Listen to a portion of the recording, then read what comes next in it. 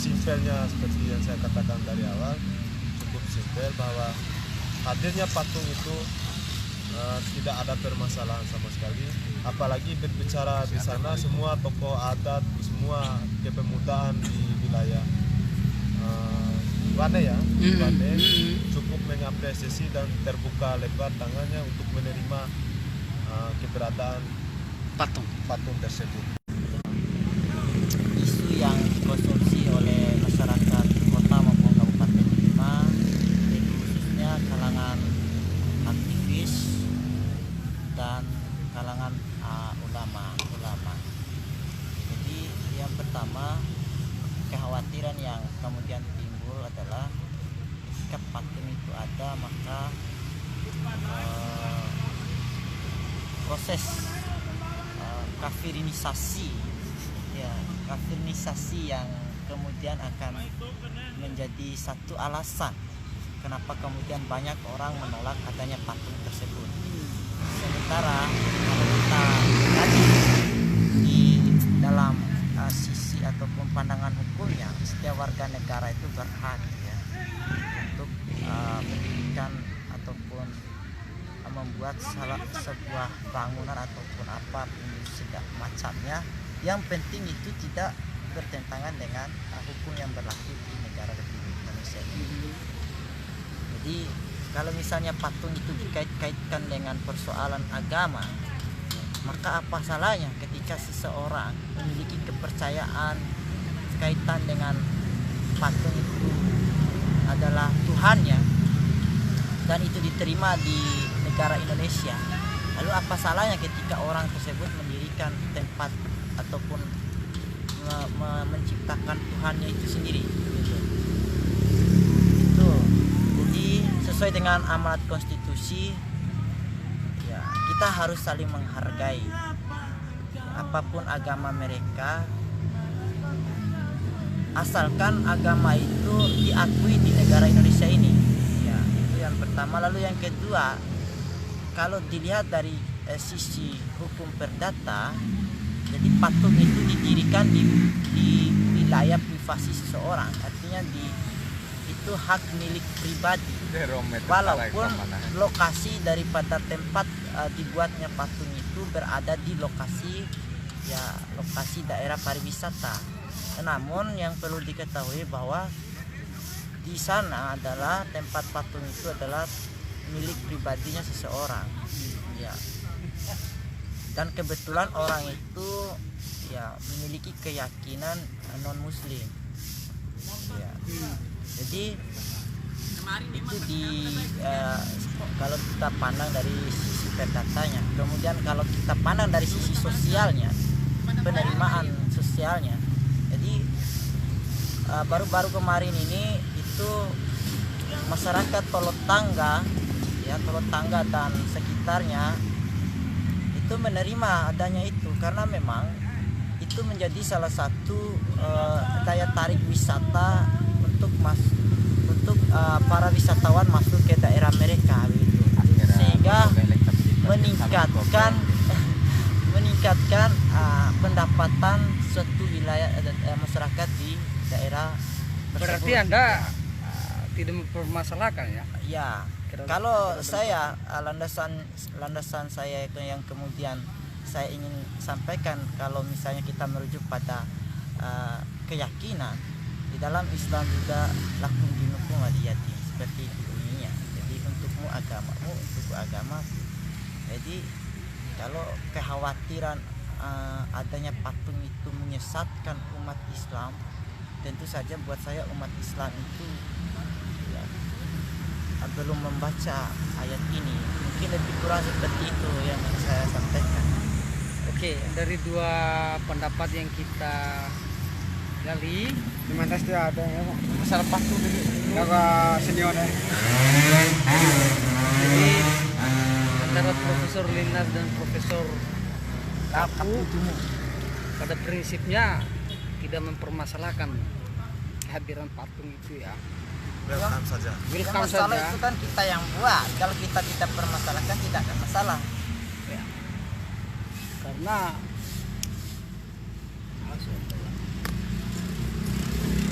Karena pertimbangannya bahwa patung itu tidak mampu mengkafirkan umat muslim dan hampir tidak terlihat pengaruh terhadap akidah orang Islam. Bukan begitu ya? Ya. Oke, Intinya kita welcome dengan welcome. kehadiran patung.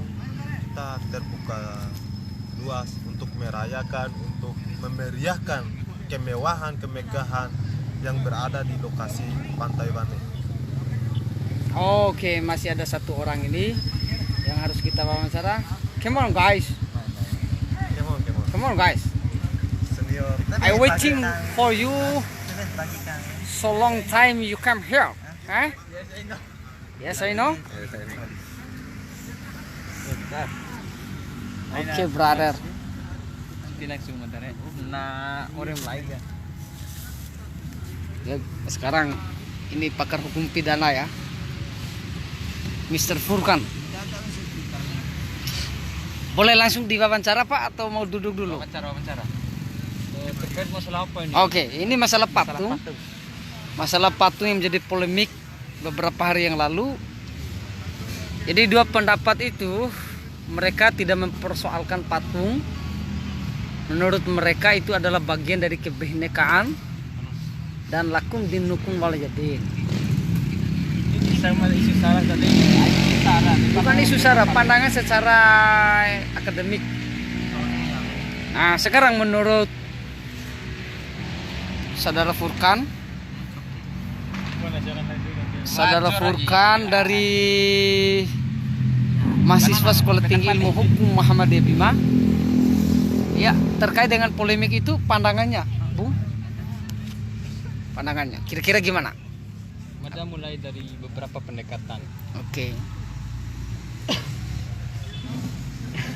Pertama, kita mulai dari pendekatan.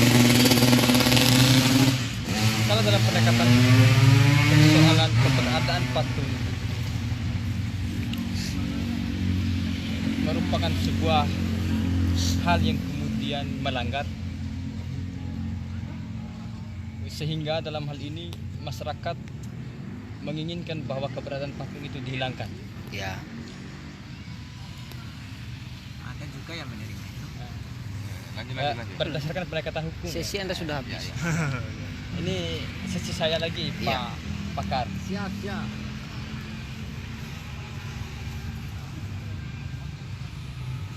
Dalam perspektif hukum ini, apakah ada dasar hukum yang kemudian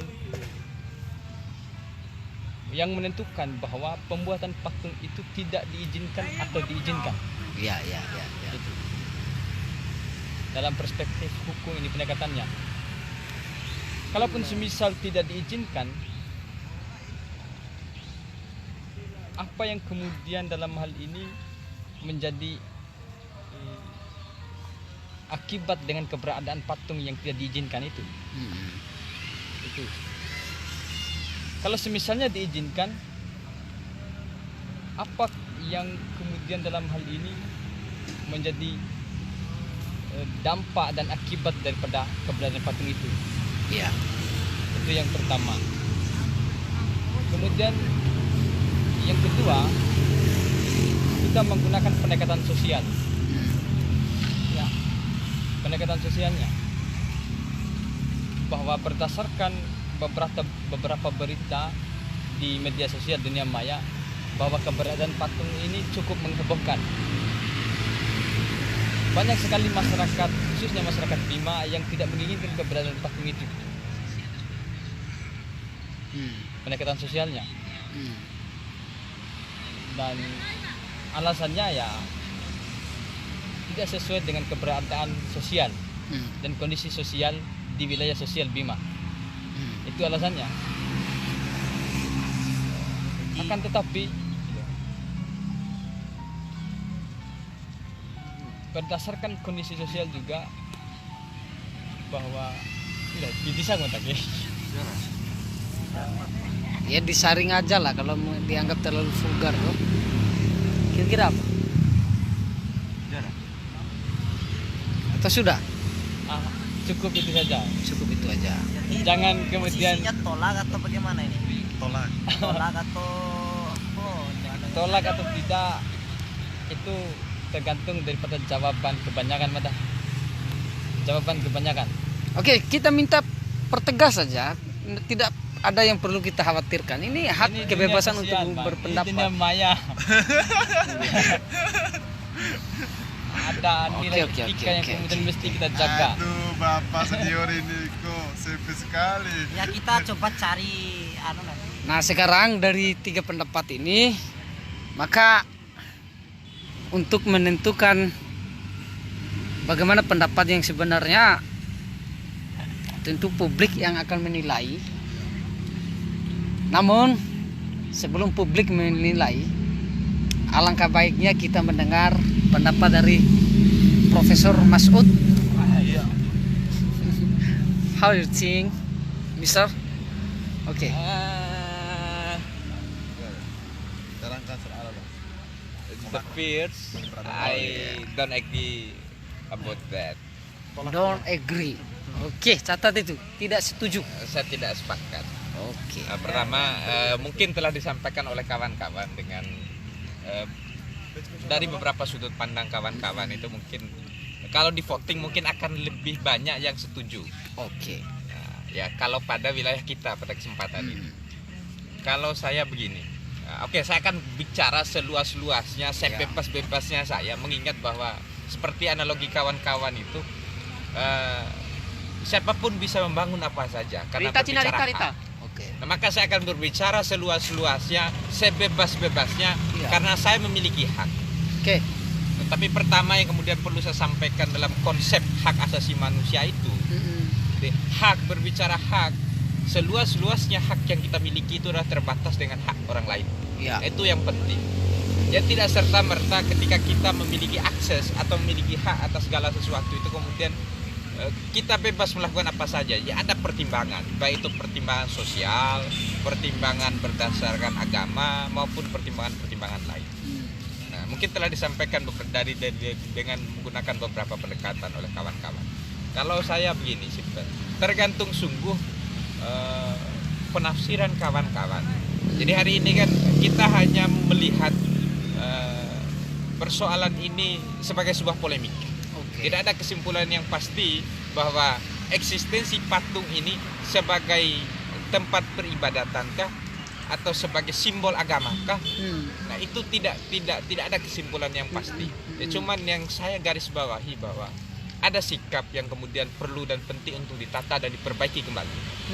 Nah, semisal ada sikap yang saya nilai agak keliru, ada respon yang keliru, baik itu dari pemerintah, baik itu dari kalangan masyarakat setempat ataupun dari akademisi. Pertama, semisal, nah kalau memang sekiranya kita berbicara kaitan dengan patung itu adalah hak prerogatif perorangan, hak asasi seseorang, maka tidak penting dan tidak layak, tidak patut bahwa pemerintah kemudian merespon itu. Sebab ini adalah hak. Nah, kalau kita menafsirkan demikian, nah tapi kenapa kemudian hari ini pemerintah merespon persoalan itu? Nah, jika memang ini bukan, patung itu dibangun bukan sebagai sarana peribadatan, nah kenapa kemudian kita hubungkan ini dengan dalam konteks sara? Nah, tapi satu yang kita nilai adalah satu pendekatan yang kita gunakan adalah bahwa yang pasti bahwa telah terjadi polemik, di tengah masyarakat Kota Kabupaten Bima. Ya. Nah, salah satu tanda kenapa kemudian tanda keberadaan polemik itu adalah dengan dibahasnya dan ada beragam perspektif kaitan dengan keberadaan patung itu di tengah kita hari ini. Ada yang menolak dan ada yang tidak. Ada yang setuju. Nah, itu adalah satu tanda bahwa ada polemik. Nah, polemik semacam ini memang harus disikapi termasuk juga oleh pemerintah. Kan begitu. Ya. Tapi saya menafsirkan begini. Pemerintah tidak serta-merta bahwa menilai bahwa itu adalah hak. Tidak boleh menafsirkan begitu, mengingat bahwa pemerintah selain sebagai jabatan administratif, pemerintah juga sebagai pejabat yang memiliki tanggung jawab moral, bukan saja tanggung jawab administratif. Jadi ada pertimbangan-pertimbangan moral, ada sikap-sikap moral yang kemudian harus dikedepankan kaitan dengan persoalan itu. Nah, kalau saya secara pribadi, kalau menggunakan pendekatan budaya, saya tidak akan sepakat dengan keberadaan patung itu. Nah, jika kemudian kita mengkaitkan persoalan ini di dalam konteks budaya. Nah, kenapa kemudian begitu? Ya. Nah, misalnya kalau sebelum menjawab pertanyaan itu, misalnya ada alasan lain bahwa keberadaan patung itu adalah untuk menarik animo wisatawan. Artinya dalam sudut pandang sebagai daerah wisata. Nah, saya menilai bahwa tidak harus dengan membangun patung dan lain sebagainya. Nah, kalau dengan itu, nah kalau disikapi dengan sudut pandang itu, Ya. Saya tidak akan membahas persoalan ini pada ranah agama. Tidak akan membahas, dan saya tidak menyikapi persoalan ini karena pertimbangan dogmatik, tidak. Tapi saya merespon persoalan ini atas dasar telah terjadinya polemik di tengah masyarakat kita. Ya, itu salah satu alasan fundamental. Ya, kenapa saya merespon dan menyikapi dan menolak keberadaan patung itu. Nah, karena dengan menggunakan pendekatan budaya, saya menilai bahwa begini.